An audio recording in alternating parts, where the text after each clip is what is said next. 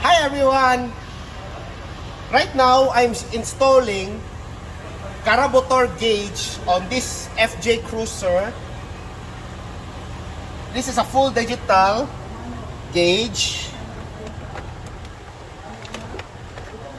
Here's RPM. That's so good.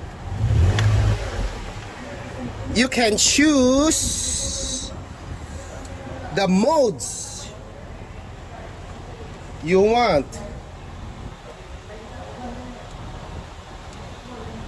Okay, like this, like this. Okay, very nice. If you like it, message me here at PRS. I can personally install in your rig. Stay safe, everyone. Bye.